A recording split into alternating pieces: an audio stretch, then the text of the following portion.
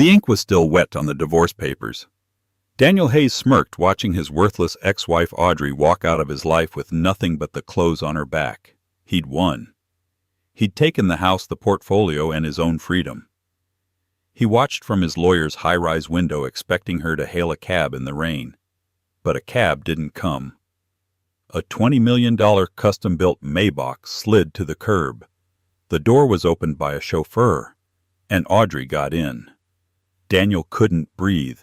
He knew that car. He knew the obsidian bee crest on the door. It belonged to the one man who could destroy him. The meeting was a formality, a final coronation for Daniel Hayes. The room on the 48th floor of the Pendleton and Strauss law offices was a shrine to mahogany and quiet old money. Outside the floor-to-ceiling windows, the New York skyline was sharp and cold, a mirror of Daniel's own sense of triumph. He leaned back in his leather chair, the picture of magnanimous victory. Opposite him sat his lawyer, Arthur Pendleton, a man whose smile never quite reached his eyes. And next to Arthur, small and silent, was Audrey. "Now, Audrey," Arthur began, his voice dripping with condescending empathy. "As we've discussed, Daniel has been extraordinarily generous. The settlement of $50,000, considering your lack of contribution, is a significant gesture." Daniel watched her. She was wearing a simple beige dress he'd always hated. It made her blend into the furniture. Her dark hair was pulled back in a severe bun, revealing the pale, perfect oval of her face. For 10 years that face had been his, a beautiful passive, and he had to admit, boring ornament. He had found her working in a small art gallery, a quiet girl with a mind for obscure painters. He had molded her, given her a life she could only dream of, and she had repaid him by just being there, quietly, taking up space. Now he was upgrading. Isabella was 24, a firecracker and influencer whose vibrant energy matched his own meteoric rise at Apex Innovations. He was on the cusp of closing the Project Oracle deal, a 9-figure acquisition that would make him a legend. He couldn't have a ghost for a wife. He needed a partner who shone. "Do you have any questions, Audrey?" Daniel asked, his tone that of a patient teacher. Audrey's gaze, which had been fixed on the polished table, lifted. Her eyes were a deep, unreadable gray. She didn't look at Arthur. She looked directly at Daniel. "No, Daniel, I have no questions." Her voice was clear, not weak, not trembling, just empty. It unnerved him for a split second. "Well then," Arthur slid the final document across the table. "If you'll just sign here and here." Audrey picked up the heavy gold-plated pen. Daniel watched her hand, steady, not a single tremor. She signed Audrey Caroline, her maiden name. The stroke was fluid, decisive. She hadn't been Audrey Caroline in a decade. She slid the paper back. Then she stood. She didn't cry. She didn't make a scene. She didn't plead or throw an insult. She just turned, walked to the door, and opened it. "Audrey, wait," Daniel said, annoyed. "The check. Arthur has your check." Audrey paused, her back to him. "You can keep it, Daniel. Consider it a tip for services rendered." She closed the door. The click was as soft and final as a coffin lid. Arthur Pendleton chuckled. "Fiery right at the end. Don't you worry, Daniel. Buyer's remorse. She'll be back for that check by Monday." Daniel laughed, the knot of unease dissolving. "Let her. She'll realize what she's lost." He walked to the window, the city sprawling beneath him. He was its king. He'd check his phone. Isabella had already sent him 3 suggestive selfies. This was his future. He looked down at the street 48 floors below. He saw Audrey exit the building. Her beige dress made her look like a piece of drab lint against the gray sidewalk. He saw her stop by the curb. "Come on, Audrey," he whispered, a smirk playing on his lips. "Call the Uber. Go back to whatever gallery. We'll have you." He watched, and he waited. And then it happened. It wasn't a taxi. It wasn't an Uber. It was a car that didn't so much drive as glide. A custom-built armor-plated Mercedes-Maybach Pullman S650. It was the color of a starless night, so polished it looked wet. It was a car that didn't exist for rich people. It existed for power. It pulled to a silent stop directly in front of Audrey. Daniel's breath hitched. His hand holding his phone froze. A man in a severe black suit, not a driver, a security professional, exited the passenger side, scanned the street, and then walked to the rear door. He opened it for Audrey. Audrey, without looking back, without a moment's hesitation, stooped gracefully and disappeared inside. The man closed the door. He got back in the car. The car pulled seamlessly into traffic and was gone. Daniel stood frozen. The blood had drained from his face. "What is it?" Arthur asked, coming up behind him. Daniel couldn't speak. He just pointed a trembling finger at the street below. The car." "What a nice limo. Maybe she has a richer friend than you thought." "That's not a limo, you idiot," Daniel hissed, his voice cracking. "That's a Blackwood vehicle." Arthur's smugness evaporated. "Blackwood, as in Damien Blackwood." "I know the crest." Daniel whispered the triumphant day, turning to sheer cold horror. "I've only seen it in pictures. The obsidian bee on the hubcaps. That was his personal car." Damien Blackwood, the reclusive mythical billionaire, the kingmaker, the man whose firm Blackwood Capital was the sole investor Daniel had been courting for Project Oracle, the man who never appeared in public, who was rumored to control half of Wall Street from a shadow. Why, how his worthless ex-wife, his boring beige Audrey, she hadn't just left him, she had been extracted, and as the Maybach disappeared around the corner, Daniel Hayes was hit with a terrifying, gut-wrenching realization: he hadn't won. He had just made the single biggest mistake of his life. The silence in the lawyer's office was absolute. The only sound was the faint whoosh of the building's climate control. "Daniel, are you all right?" Arthur asked, his voice now laced with genuine concern. This wasn't part of the victory lap. Daniel stumbled back from the window, his $3,000 Italian suit suddenly feeling like a cheap costume. He collapsed into the chair he had only minutes before occupied like a throne. "Get me a drink." "Daniel, it's 11 a.m. I don't care if it's dawn. Get me a scotch, Arthur." Daniel roared, the mask of the cool executive shattering. Arthur, shaken, fumbled with a crystal decanter on the credenza. He poured a heavy measure of Macallan 25. Daniel seized the glass and downed half of it, the expensive liquid burning a trail down his throat. "It's a mistake," Daniel muttered, more to himself than to Arthur. "It has to be. A coincidence. Maybe she's a caterer, working a party for him. Something. Caterers don't get picked up by the personal S650 Pullman, Daniel," Arthur said grimly, his legal mind already calculating the new terrifying variables. "Those cars are for assets. Or family." "She's not an asset." Daniel slammed the glass down, scotch sloshing onto the mahogany. She's nothing. She reads poetry. She looks at paint." He was breathing heavily, his mind racing. "She was cheating, that's it. All this time. The quiet mousy act. She was sleeping with Damien Blackwood." A wave of nausea hit him. It wasn't just the betrayal. It was the scale of it. He had been cheated on not with a tennis pro or a fellow banker, but with a god of their universe. The humiliation was acidic. "If she was," Arthur said slowly, sinking into his own chair, "then our generous settlement is an insult. A $50,000 tip, Daniel. If she is with Blackwood, she could have taken you for everything. The house, the portfolio, half of your future earnings from Apex."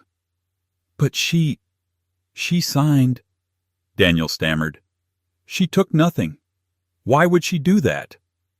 "People with Blackwood's kind of power don't need to fight over scraps, Daniel," Arthur said, his face pale. "They don't take the house. They buy the block. They don't take your portfolio. They short your company." That last word hit Daniel like a physical blow. Apex. Project Oracle. Arthur whispered, connecting the dots. The deal you're presenting next week, the one you need Blackwood Capital to fund. He's the sole investor, Daniel said, his voice a hoarse whisper. It's all him. He's coming to the presentation. Tuesday. He's supposed to be there. And you just divorced the woman who is, apparently, his new protégé mistress. Arthur stood and began to pace. Daniel, this is bad. This is career-ending bad. He's not coming to see your presentation. He's coming to watch you burn. Daniel's mind flashed through the past few months. Audrey's increasing detachment. Her quiet nights spent in her study, which he'd assumed were for art history. Her sudden lack of interest in fighting. He had seen it all as weakness, as her resigned acceptance of her own Irela Caroline. He had been a fool. A blind, arrogant fool. No. Daniel said, a new desperate energy surging through him.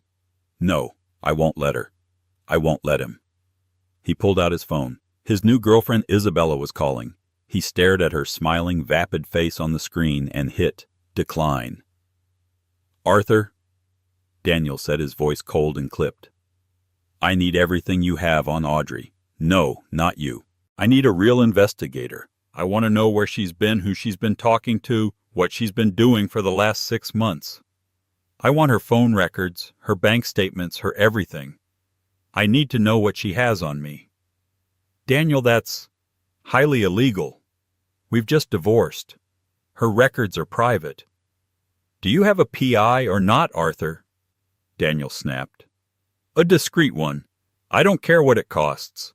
I need to know what I'm walking into on Tuesday. Arthur hesitated, then nodded. I know a man. Ex-Mossad. Very expensive. Very thorough. But Daniel, what if the answer is just, she's with him? What's your play? Daniel straightened his tie, the motion jerky. He was a shark. He'd always been a shark. He just hadn't realized he was swimming in an ocean with a leviathan. My play, Daniel said, his eyes glittering with a toxic mix of fear and rage, is Project Oracle. That project is flawless. It's my masterpiece. It's worth $1 billion easy. Blackwood is a businessman. He's not going to walk away from a $1 billion idea because his new girlfriend has a vendetta against me. He wants to make money. I'm going to show him the money. He finished his scotch. I'm going to nail that presentation on Tuesday. I'm going to nail it so hard Blackwood will have to respect me. He'll see that whatever services Audrey is providing, I am the one who can actually make him rich. Arthur looked at him unconvinced. And Audrey, what if she's in the meeting? Daniel's face darkened. She won't be. She's a gallery girl. This is way over her head. She's a temporary amusement for him. By Tuesday he'll be bored and I'll be the one signing the real deal. He strode out of the office, his confidence a brittle, hollow shell. He spent the weekend in a state of controlled panic. He told Isabella he had to work, that the Oracle deal was at a critical phase. In reality, he was locked in his penthouse reviewing his presentation, but he couldn't focus. Every slide, every data point, every projection was haunted. He kept seeing Audrey's face. Not the mousy beige woman from the lawyer's office, but the woman who had gotten into that car. A woman, he realized with a sickening lurch, he had never known at all. On Monday afternoon, his private investigator called. Mr. Hayes. The man's voice was gravelly accented. I have the information you wanted. What is it?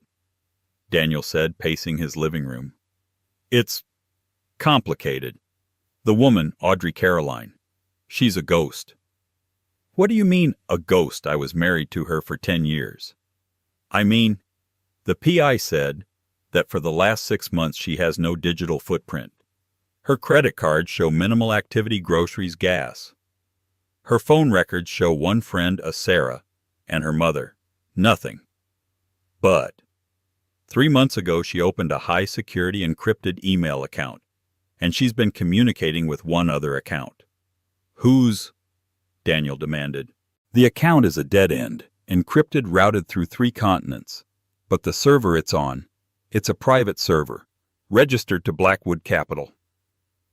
Daniel's blood ran cold. So, they were talking. For months. That's not the half of it, the PI said. You asked what she was doing. I managed to get access to her study. You were right, she wasn't having a physical affair. No hotels, no dinners. She was working. Working on what? Her stupid paintings? No, Mr. Hayes. She's been running algorithms, highly complex predictive market models. I'm talking high-frequency trading level. I've sent the files to you. They're dense. But one file name kept popping up, over and over. A master file. Daniel's laptop pinged. A secure file had arrived. He opened it. His heart stopped. It wasn't a file. It was a folder, full of data projections, white papers, all his work, all his research. What's the file name? Daniel whispered, already knowing the answer. Project Oracle, the PI said. Looks like your wife was very interested in your work. Or maybe, the PI added, it was the other way around. Daniel hung up the phone. He stared at the files. They weren't his files. They were her files. The ones he had found on her laptop 6 months ago. The ones he'd thought were her little hobby. The complex equations she was doodling with. He hadn't developed Project Oracle. He had stolen it. He had stolen it from his wife, a woman he thought was a simpleton. And now he was scheduled to present that stolen work to the one man in the world who knew he was a fraud. To understand the bomb that was about to detonate in Daniel Hayes's life, you have to understand the woman he had just discarded. Audrey Caroline was not a gallery girl. She was a ghost. She held a first from MIT in applied mathematics and a PhD from Caltech in quantitative financial modeling. By age 25, she was the youngest quant on the most ruthless trading floor in Chicago, building algorithms, so predictive they were borderline clairvoyant. She was Evie, a legend in the making, a girl who saw the Matrix, and she was burningly, terrifyingly lonely. Then she met Daniel Hayes at a fundraiser. He was handsome, ambitious, and utterly normal. He didn't see her as a brain. He saw her as beautiful. He was dazzled by her looks, not her mind. For Audrey, who had lived her entire life feeling like a freakish intellect in a world of mortals, this was intoxicating. He asked her to marry him. He said, I want to take care of you. I'm the provider. You don't need to work on that brutal trading floor. Just be with me. We can have a real life. And Audrey, exhausted from a world that tried to quantify her, agreed. She ghosted her old life. She retired at 28. She became Mrs. Audrey Hayes. She took up art history. She ran charities. She learned to be beige. But the engine in her mind never ever shut off. Their marriage for the first few years was stable. Daniel loved showing off his brilliant, beautiful wife. But he only wanted the beautiful part. The death by 1,000 cuts began slowly. It was the dinner parties where she'd try to engage with his apex colleagues about market volatility. Audrey, don't bore them with your old war stories, Daniel would laugh, patting her hand. Tell them about the new Picasso exhibit you saw. It was the nights he'd come home stressed about a deal. She'd look at his data and say, Daniel, your risk model is flawed. You're not accounting for the stochastic volatility in the derivative markets. He'd kiss her forehead. That's why I'm the VP, honey. You just worry about making the reservation at Per Se. He didn't want a partner. He wanted a painting. So Audrey retreated. She went back to her hobby. In the study he'd built for her, surrounded by art books, she assembled a rogue server. She created a new pseudonym, Caroline, and began posting complex theoretical models on invitation-only high-level financial forums. She wasn't trading. She was creating. She built models for pure intellectual sport. She built one that could predict with 98% accuracy the success or failure of tech mergers based on satellite data of their parking lots. She built another that could track the flow of dark money through cryptocurrency. Her Caroline persona became a myth, a ghost in the machine that the titans of finance men like Blackwood whispered about. They all tried to find Caroline. They all failed. Then about a year ago, Daniel started talking about Project Oracle. He was excited, more animated than he'd been in years. Apex was developing a new AI-driven logistics platform. It's the future, Audrey. It will change global shipping.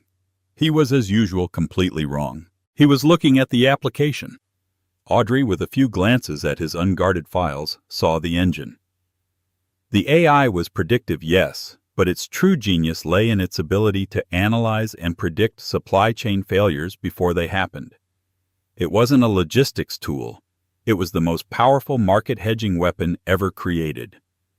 "It's not about shipping, Daniel," she told him one night. "It's about data. You could use this to short the commodities market. You could hedge against entire national economies. It's a weapon." Daniel had laughed, genuinely laughed. "A weapon? Oh, Audrey, that is so dramatic. It's a faster way to get sneakers from China. It's adorable you're trying to help, though."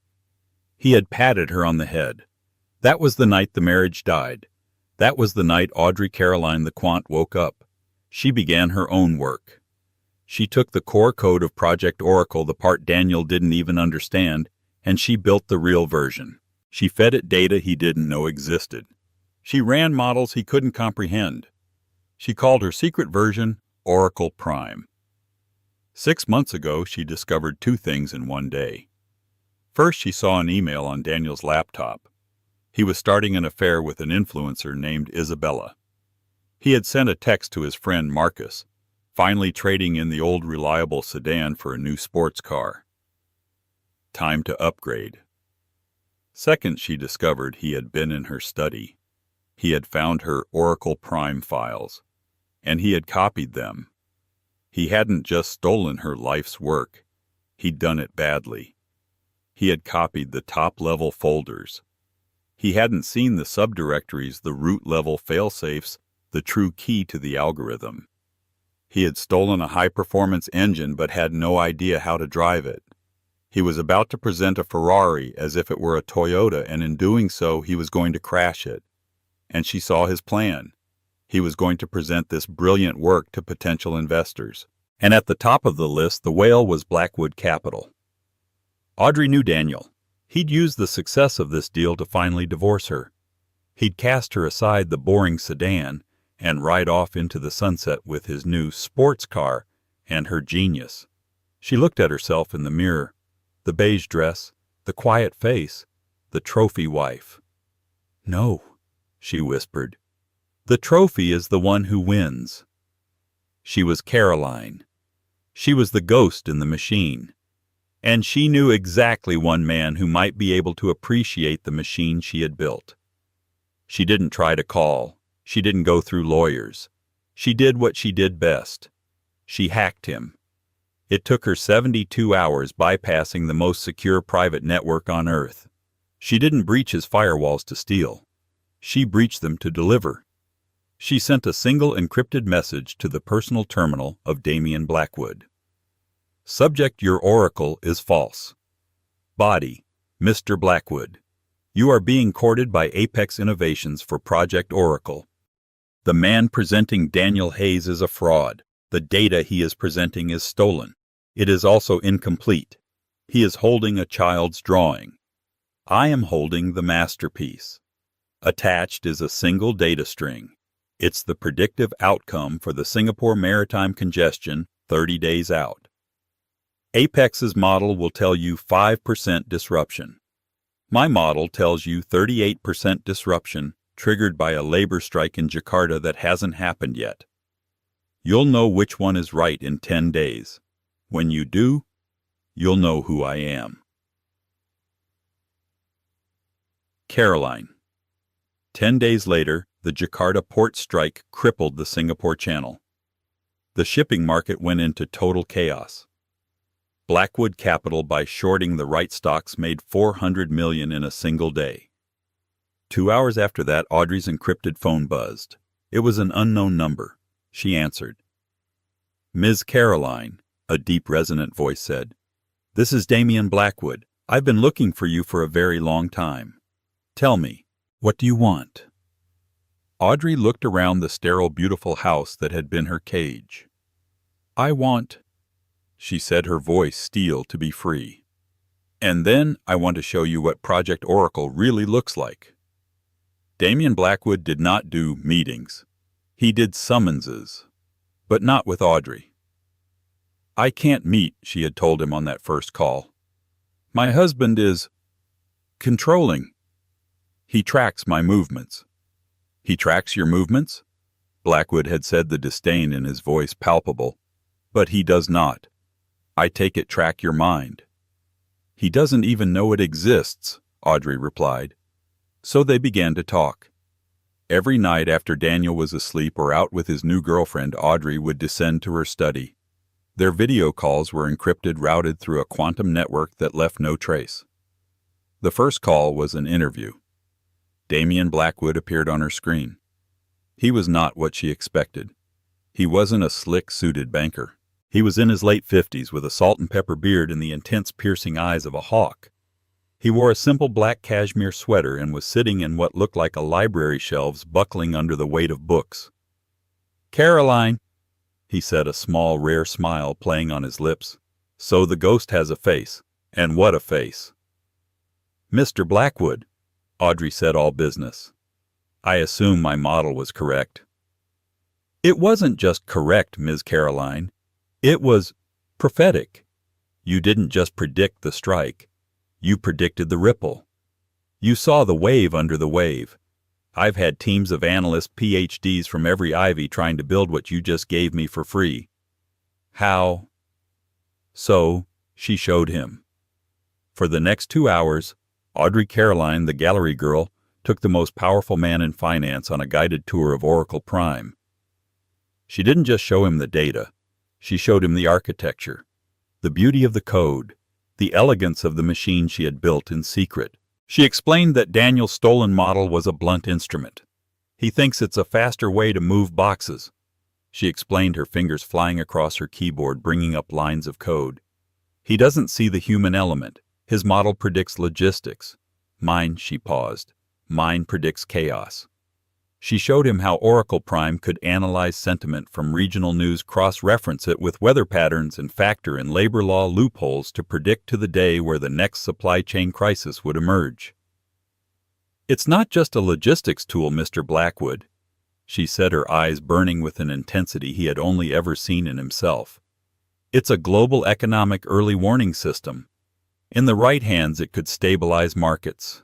In the wrong hands, or in Daniel's case, in incompetent hands, it could break them." Damien Blackwood was silent for a full minute. He was staring at her, but he was seeing something else. He was seeing the future. "You're not a quant, Ms. Caroline," he said, his voice soft. "You're an artist, a composer. This is a symphony." "It's a weapon, Mr. Blackwood," Audrey said, repeating the words she'd once said to her husband. "And my husband is about to hand it, or the broken parts of it, over to you." "No, he's not," Damien said. "He's about to present it. He wants my money. He wants my validation." "What are you going to do?" "I," Damien said, leaning forward, "am going to attend that presentation. I am going to sit in the front row. And I am going to let him present his child's drawing." "And then," Audrey asked, "and then you are going to walk in, and you are going to show them the masterpiece." Audrey's breath caught. I can't. I'm his wife. It's messy." "No," Damien said, his voice firm. "You were his wife. This is not a domestic dispute, Audrey. This is a corporate extraction. You are my asset. You are perhaps the most valuable asset I have ever encountered, and I do not leave my assets in enemy territory." This was the plan they forged in the digital darkness. Phase 1. The divorce. "You need to be clean," Damien had insisted. "He will try to claim your work is marital property. We must sever the tie before we strike. Give him everything. Take nothing.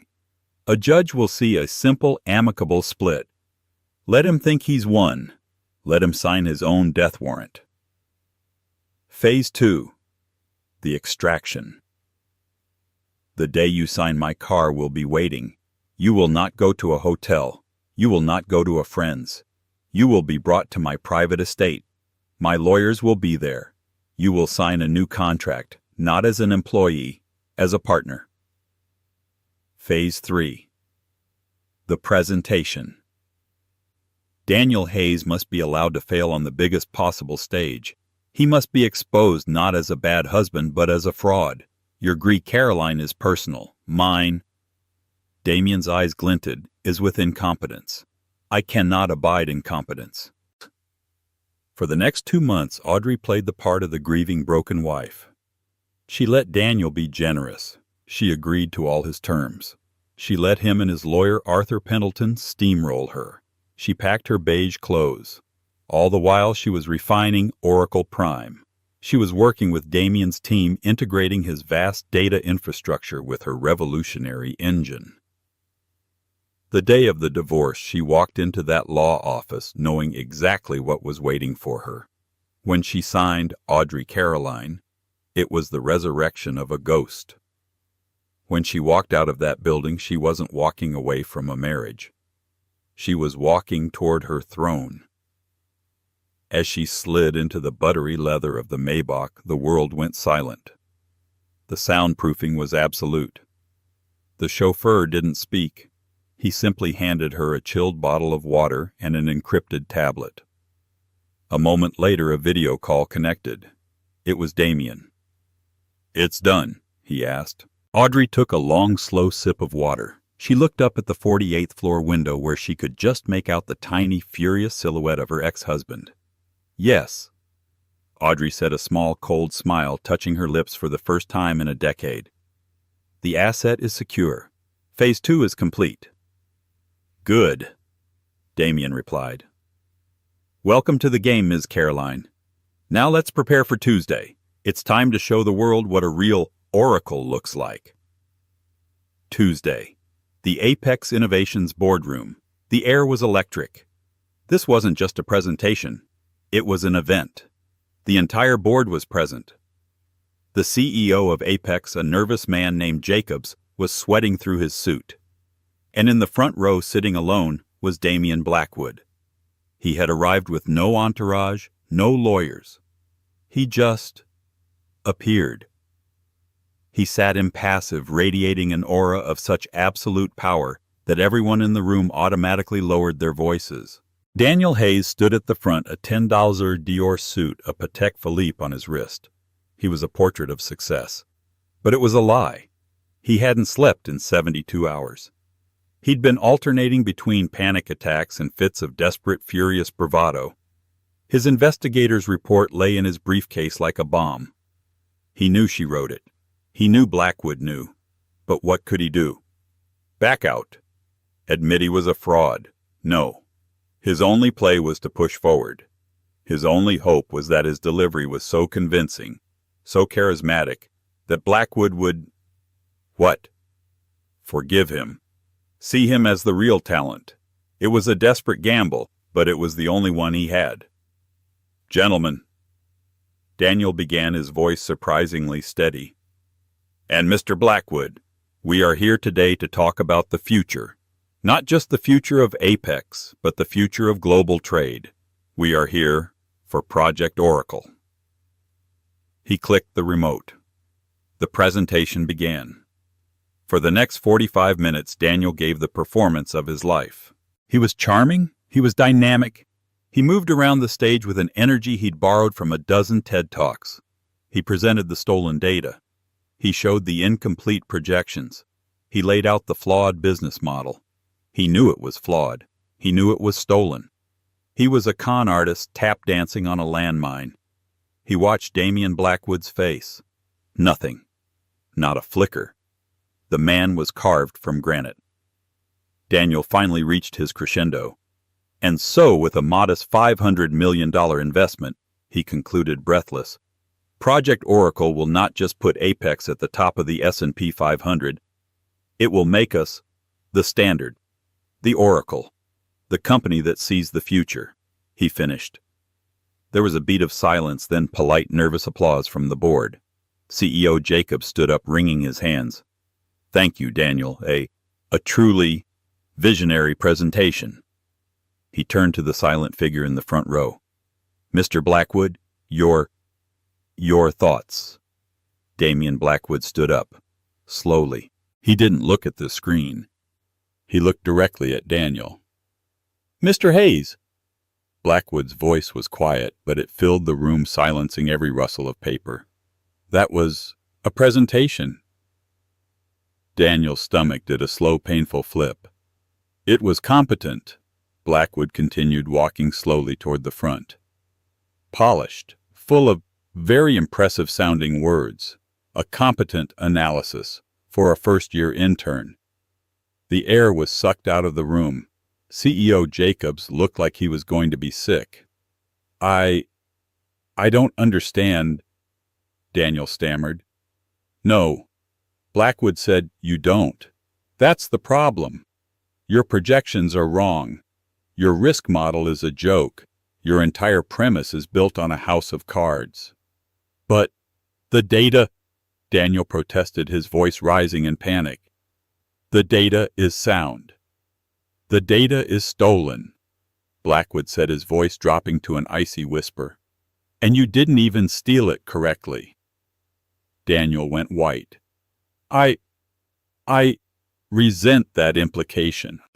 You resent it. Blackwood chuckled, a cold, dangerous sound. You, Mr. Hayes, are a common thief, a clumsy one. You broke into a vault and you stole the fake jewels left on display, all while the real treasure was in a safe you didn't even know existed. This is an outrage, Daniel blustered, looking to the board for help. They all avoided his gaze. No, Blackwood said. This is a correction. You see, I'm not here to invest in Project Oracle. I'm here to meet its actual architect. He turned and nodded to the boardroom doors. The doors opened, and Audrey Caroline walked in. She was not the beige ghost. She was a supernova.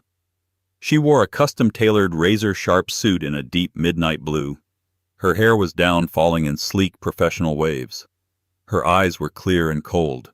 She walked in on a pair of sky-high Louboutins that clicked with the authority of a judge's gavel. She was flanked by two of Blackwood's top lawyers. Daniel Hayes looked at her, and for the first time he saw her.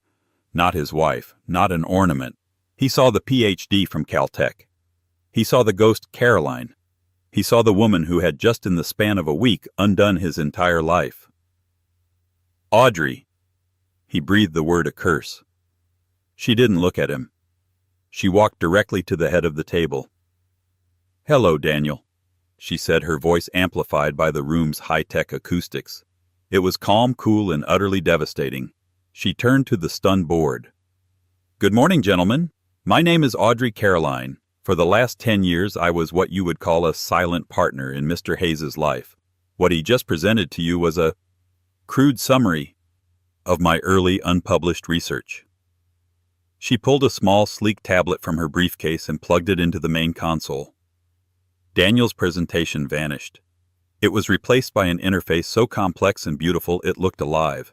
What he calls Project Oracle is a toy, Audrey said, her voice cutting through the silence. What I call Oracle Prime, she tapped a single key, is the real thing. The main screen exploded with data. Not just shipping lanes. It showed global weather patterns, political unrest, social media sentiment, and commodities futures, all swirling into a single predictive algorithm. Your Oracle predicts a 2% dip in coffee futures next month, Audrey said, addressing the screen but destroying Daniel. Mine predicts the collapse of the entire crop in Vietnam due to a combination of a late monsoon-driven fungus and a new regional shipping tariff. She looked at the board. Mr. Hayes is asking for $500 million to build a faster rowboat. She paused. am offering you a nuclear submarine." Daniel was sputtering. She's lying. It's marital property. She stole my idea. Tell them, Audrey. Tell them you were just helping me." Audrey finally turned to him. Her face was not angry. It was impossibly worse. It was pitying. "You're right about one thing, Daniel," she said softly. "It is about property, which is why I had my lawyers file the patents for Oracle Prime under my maiden name, Audrey Caroline, 6 months ago, before I even filed for divorce." She gestured to one of her lawyers who placed a thick-bound document on the table. "I also have a signed notarized confession from your friend Marcus at the IT desk detailing exactly how you paid him to access my private research from my home server. He was, it turns out, quite willing to trade his testimony for immunity from the wire fraud charges." Daniel Hayes's legs gave out. He grabbed the lectern to hold himself up. He was done. He was in one clean, brilliant, and devastating move. Executed. The boardroom, which had been silent with shock, erupted into chaos. CEO Jacobs was the first to speak, his face a mottled purple. "Daniel, is this true?" Daniel couldn't form words. He just stared at Audrey, his mind a howling void. "It is—" Damian Blackwood's voice cut through the noise. "And frankly, Mr. Jacobs, your company's lack of due diligence is appalling." Blackwood turned his attention to the board. "Blackwood Capital is, as of this moment, withdrawing all interest in Apex Innovations. Your stock will be worthless by lunch." Panic. Pure, unadulterated panic. "Wait!" Jacobs shouted, lunging forward. "Please, Mr. Blackwood, Ms. Caroline, we didn't know. We can fix this. Daniel, you're fired. You're fired. Security." 2 burly security guards who had been standing discreetly by the door moved toward Daniel. "There's no need for that," Audrey said, her voice calm and commanding. Every eye snapped to her. "The issues at Apex are not limited to Mr. Hayes. Your entire R&D division has been chasing a ghost while your top leadership was at best asleep at the wheel." "She's right," Blackwood added, a predator toying with its food. "However, Ms. Caroline and I are not ungenerous." He and Audrey shared a look, not of lovers, but of co-conspirators, of equals. "Blackwood Capital," Damian announced, "is not investing in Apex Innovations as it's currently managed." The board visibly wilted. "Instead, we are making a $5 billion tender offer for a new independent venture, to be headed and majority owned by Ms. Audrey Caroline." He let that sink in. A $5 billion offer. This new venture, Caroline Blackwood Analytics, will be the sole proprietor of the Oracle Prime technology. Audrey continued, picking up the thread. "We will be launching in 90 days. But that's our IP, Jacobs protested weakly. "Is it?" Audrey's lawyer stepped forward. "Our patents predate Mr. Hayes's work by 6 months. We have a clear case of intellectual property theft. We could sue Apex Innovations into oblivion. The damages would be catastrophic." "Or," Damian Blackwood said, "there's another path." He looked at the board. "We will make you a one-time offer. We will acquire your failed Project Oracle division, your engineers, your data, your infrastructure for the generous sum of 10 cents on the dollar." That's robbery," a board member squeaked. "No," Audrey said. "It's a lifeline. We get the engineers we would have hired anyway. You get a small, much-needed cash infusion, and most importantly, you avoid a public, brutal, and bank-breaking lawsuit that will expose your entire leadership team as incompetent frauds. You'll be saved. Barely." Damian Blackwood smiled. "It's a good deal. Take it." The board was a sea of defeated faces. They knew. They were trapped. Jacobs looked at the guards, then at Daniel. "Get him out of here." Daniel was frozen. The guards grabbed his arms. "No, you can't, Audrey. Please, don't do this." He was being dragged out, his $10,000 suit crumpled his face, a mask of pathetic terror. I love you. I'm sorry, I'll do anything. Audrey Caroline watched him, her ex-husband. The man who had dismissed her cheated on her and tried to steal her genius. She watched him being dragged past the water cooler he'd once boasted at. She watched as his new life, Isabella, the new car, the adulation, all evaporated in an instant. He was at the door. He gave one last desperate cry. Audrey! She looked at him, and she said nothing. She simply turned back to the board, her expression unreadable. Now, gentlemen, let's talk about the terms of your surrender. Daniel Hayes's screams echoed down the hall as the boardroom doors slid silently shut, sealing his fate and her future. His new girlfriend Isabella, who had been waiting in the lobby to celebrate his big win with a weekend in St. Bart's, saw him being hauled out by security. She saw the tears, the disheveled suit, the sheer animal panic in his eyes. She quietly slipped her phone from her purse, blocked his number, and called a new Uber. To a different billionaire's party she'd been invited to. Daniel was alone, utterly and completely. He was the one left with nothing. The fallout was immediate and spectacular. The Wall Street Journal headline read, "The Apex Collapse, a Worthless Wife, a Stolen Oracle, and the Rise of Caroline Blackwood." The story was brutal. It detailed with leaks from a dozen terrified Apex employees how Daniel Hayes had not only been a fraud, but an incompetent one. He was a laughingstock, a cautionary tale. Apex Innovation stock lost 80% of its value in a single day. By the end of the week, the board had accepted the lifeline from Caroline Blackwood Analytics. 6 months later, the cover of Forbes magazine. The title, The Ghost and the King. It was a picture of Audrey Caroline and Damian Blackwood. They were not posing together.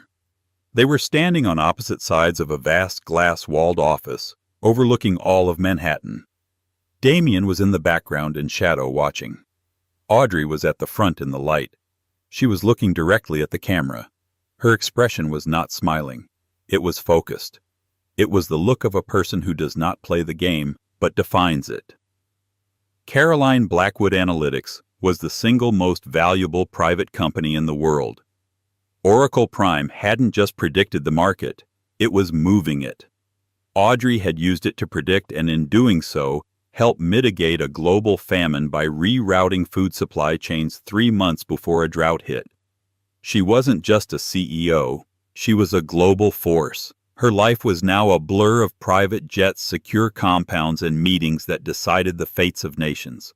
She had become in every sense the power that Daniel had only ever pretended to be, and Daniel Hayes lived in a nondescript one-bedroom apartment in Queens. The penthouse was gone. The Patek was gone. The suits were gone. He was drowning in lawsuits. Apex was suing him for fraud. Marcus, the IT guy, was suing him for coercion. Audrey had, in a single final cutting move, sued him for the theft and commercial use of her intellectual property. She didn't ask for money. She asked for a judgment. He was unemployable. The name Daniel Hayes was a poison pill in the financial world. He was a consultant, which meant he spent his days sending out resumes under assumed names, all of which were immediately flagged. He was a ghost, a real one. One rainy November afternoon, Daniel was buying instant noodles at a corner bodega. He was wearing an old stained coat. His face was gaunt, his eyes hollow. He walked out onto the street, fumbling with his change, and a car slid to a stop in front of him. It wasn't a Maybach. It was a custom-built bulletproof Rolls-Royce Phantom. The license plate just read Caroline. The back window lowered. Audrey was inside. She was on a video call talking in rapid-fire French to someone on her screen. She looked up, her eyes scanning the street, and she saw him. She saw the noodles. She saw the stained coat. She saw the shell of the man she had married. Daniel's heart leaped. He saw an opening, a chance. Audrey! He stumbled forward, rain plastering his thin hair to his scalp. Audrey, please wait. The car didn't move. She was looking at him, just looking. Audrey, I'm so sorry. he begged, his voice cracking. I didn't know. I swear. I didn't know what you were. I was an idiot, I was. I was nothing. Please, Audrey, I have nothing. I'm starving. Audrey continued to look at him. Her face, which had launched 1,000 ships, was still. She felt nothing. Not anger, not revenge, not even satisfaction. Just an absence. She finally spoke. Her voice, clear and quiet through the armored glass, cut him to the bone. That was always the problem, Daniel. He stopped. What problem? You just didn't know. She pressed a button. The window began to rise. No, wait, he shrieked, banging on the glass. Audrey, help me, for God's sake, help me, I'm your husband.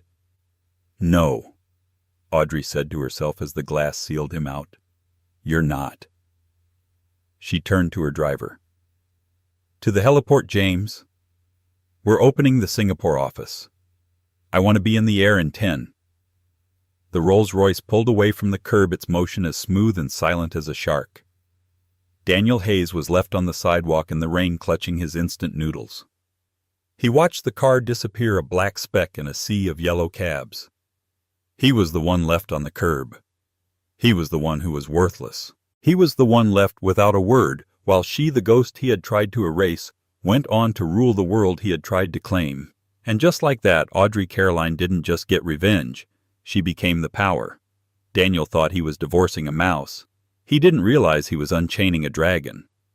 A story that proves the best revenge isn't just living well, it's building an empire, and the person everyone underestimates is often the one holding all the cards. What did you think of Audrey's ultimate power move? Do you think Daniel got what he truly deserved, or was Audrey too cold in that final scene? Let me know your thoughts in the comments below. And if you love this story of justice and a trophy wife turning the tables, do me a huge favor. Hit that like button, share this video with someone who needs to see it, and make sure you subscribe and ring that bell so you never miss another story of sweet, sweet revenge.